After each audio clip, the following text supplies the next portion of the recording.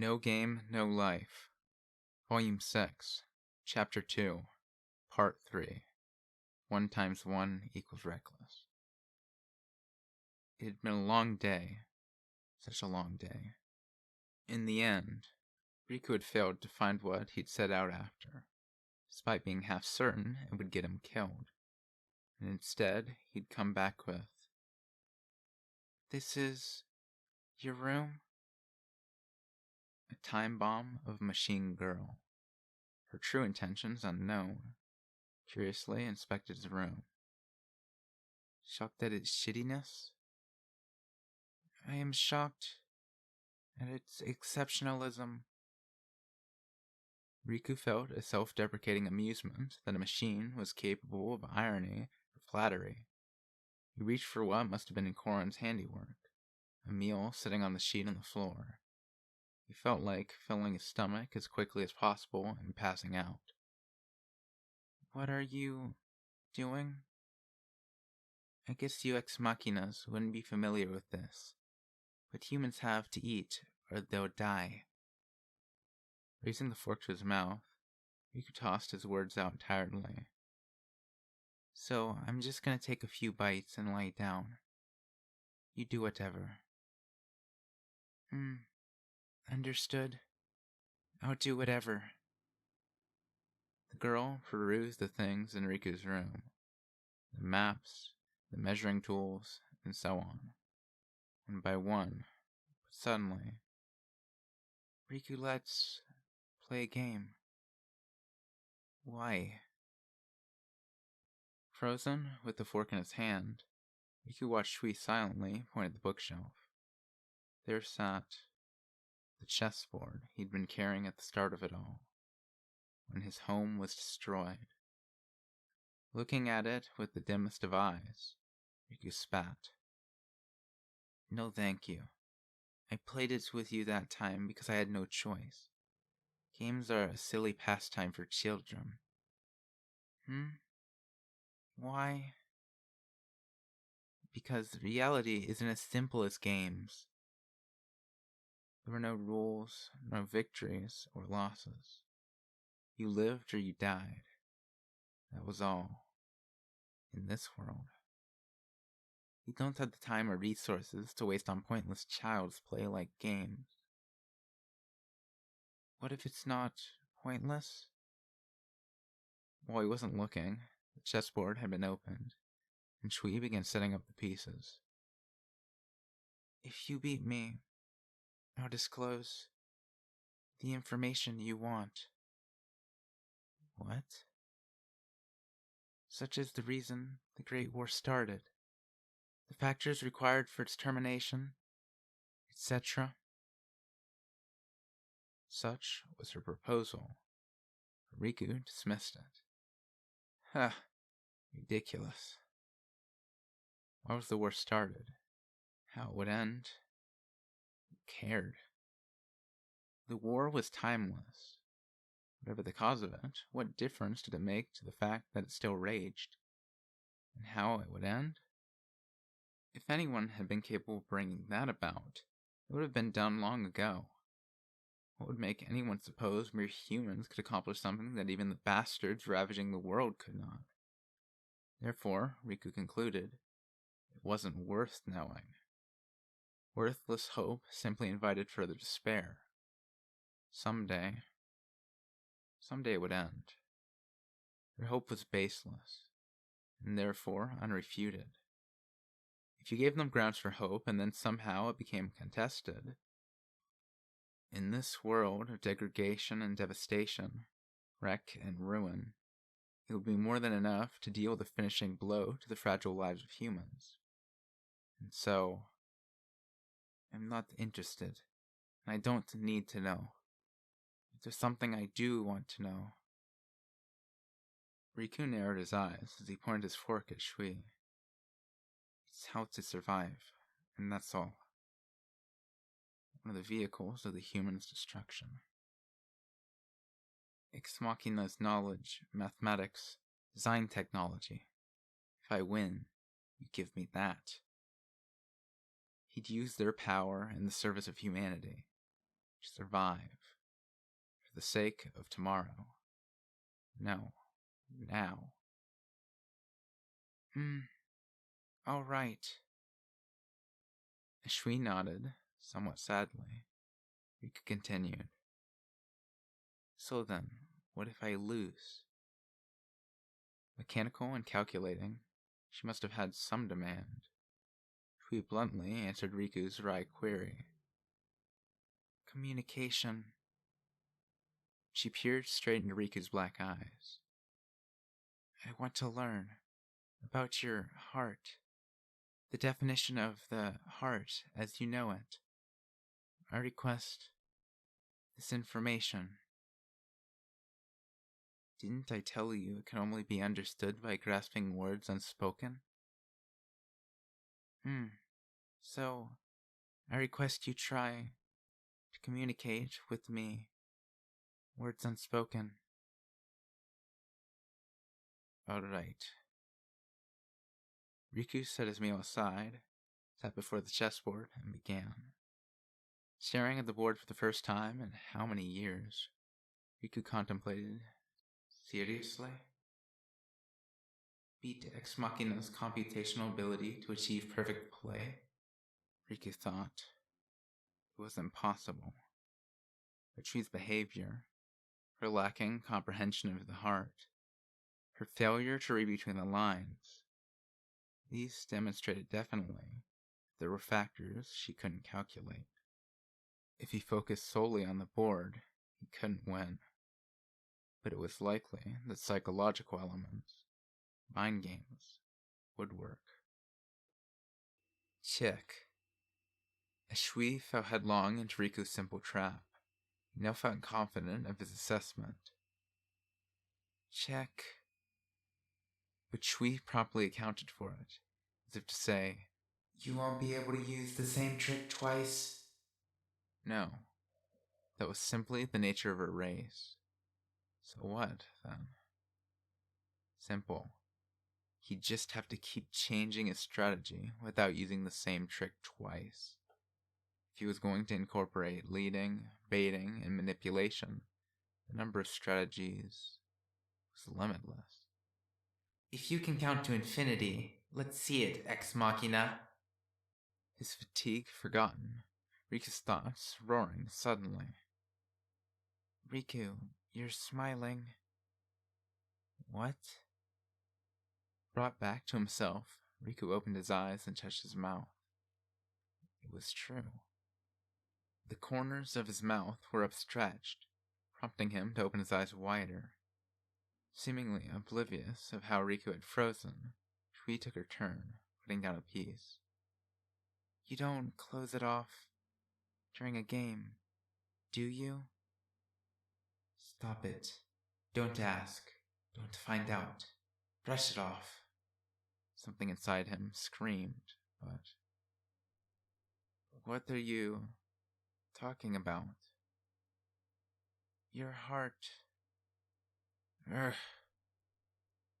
Human survival in this world is a biological abnormality. The cause, your heart, is what I want to. Hey. Inside Riku, something made a noise. Are you messing with me? And broke. Riku had no memory of it. Before he knew it, his fingers gripped Shui's throat with enough force to break them. But this meant nothing to an Ex Machina. Her glassy eyes simply peered into his, where she was clearly reflected.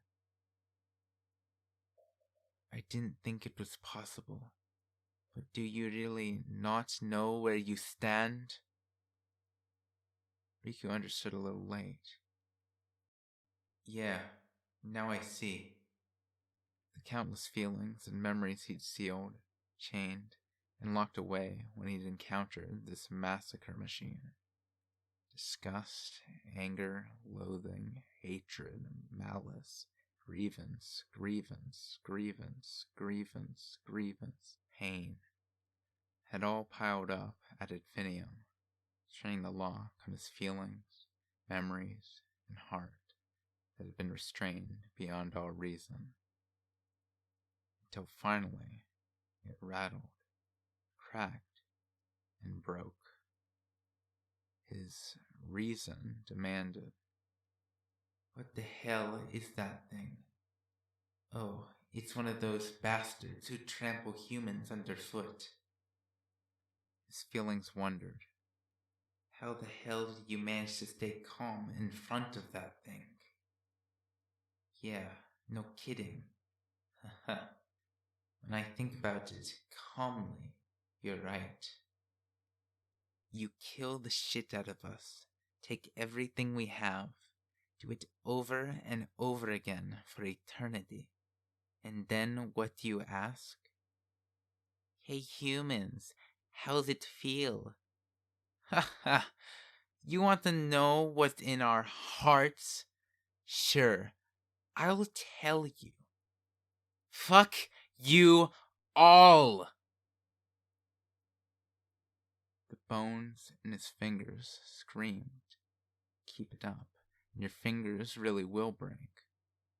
Somewhere in his head, someone asked, "What will this accomplish?"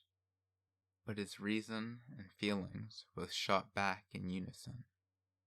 "Shut up! I don't care!"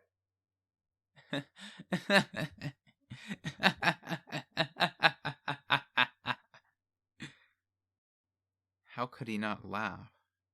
For the first time, his reason and emotions finally agreed on something. Then there was no need to hold back.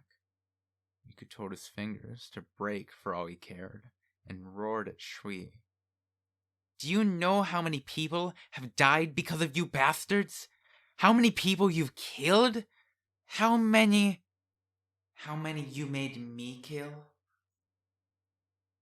"I'm sorry," Shui mumbled softly as Riku wailed. "Is it something you can just apologize for?" Riku opened his mouth to scream, but she touched his cheek. "I made you cry, so I estimate that what I said to you was terrible." "What?" At the touch of Shui's hand, stained by tears on his cheek, Riku opened his eyes. "I have determined your heart wants to kill me." Her words made his mind go blank. "I have been disconnected," implying that there was no worry of the other ex machinas finding out. She calmly opened her chest and, in a maze of complex machinery, pointed out a part glowing faintly. "All you need to do is stick that fork in here, and I'll die." As if unsettled by her choice of words, she made a dazed expression and corrected herself.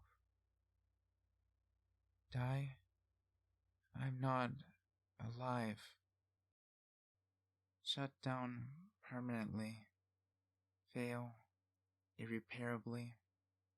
Erect."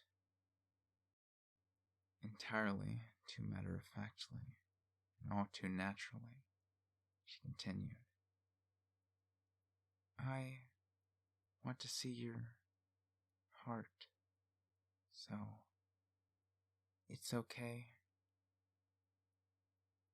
With this, Shui, as if it were the only thing to do, faced her reflection in the black eyes of the boy with the heart, Riku, and asked, "Will you kill me as your heart desires?"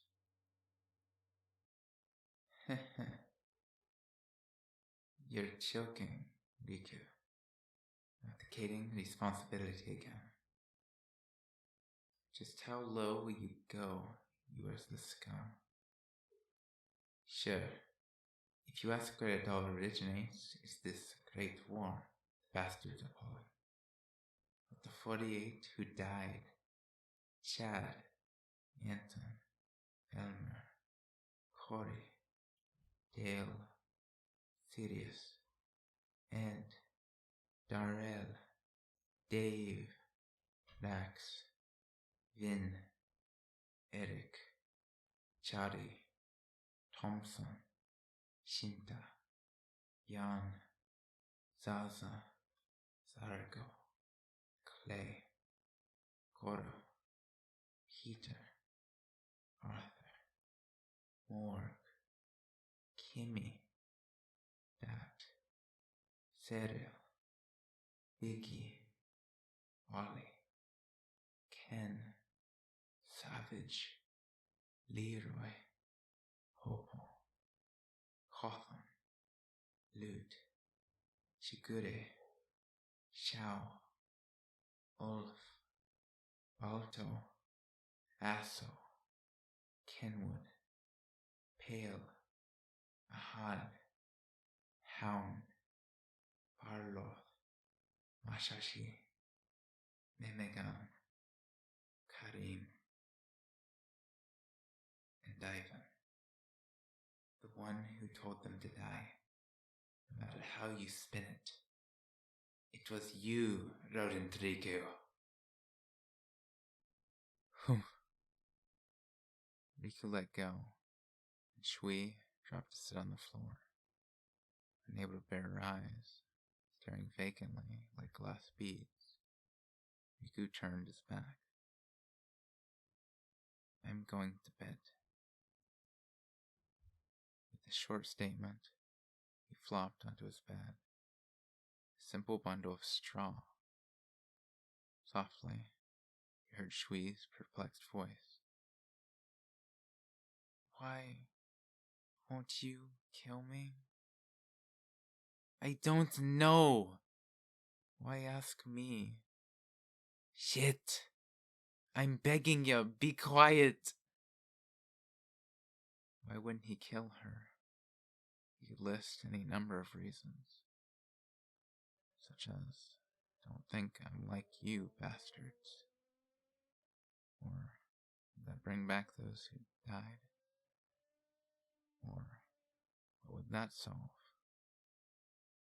If he just wanted to shift blame and say a bunch of pretty words, he could rattle off any number. That Riku nauseated him. He had no right to speak for them. The dead. Poor little maggot that he was. He could tell people to die, but he couldn't kill anyone with his own filthy hands. I'm sorry. For what? But it seemed she'd misconstrued Riku's meaning again. Hearing Shui apologize, voice tinged with an obscure sense of regret.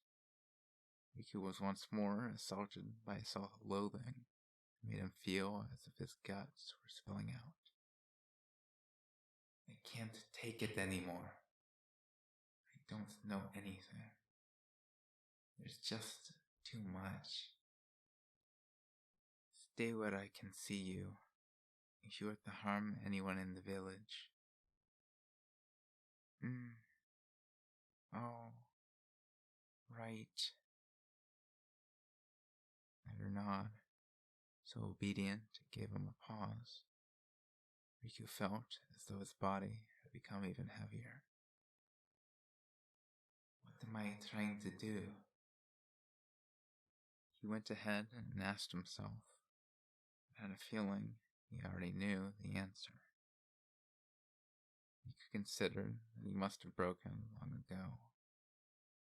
Whatever calculations might have been involved, facing an ex machina, one of the very culprits who were driving humans to destruction, in managing to delude himself into believing they were on friendly terms. If he could do that, he wasn't even human. Compared to this machine, standing confused as if concerned about him, He was by far the more mechanical of the two. The machine that he was, he continued calculating. Looking at it rationally, I should have killed her, here and now. There are too many uncertainties. There's no proof she's even disconnected. Could I have even killed her in the first place? Could she still have been bluffing? Trying to test something? But, Riku asked himself, did I even consider those factors before I let go? No, he just felt it was wrong. He didn't even know what was wrong. If he had to say, it was everything. Every damn thing felt wrong. The human heart? I'm the one who wants to know about it. Shit. Riku? On the threshold of his closing eyelids, Riku heard Shui's voice calling out to him in vague confusion. Fatigue and drowsiness seized his consciousness without asking, and drowned it in darkness.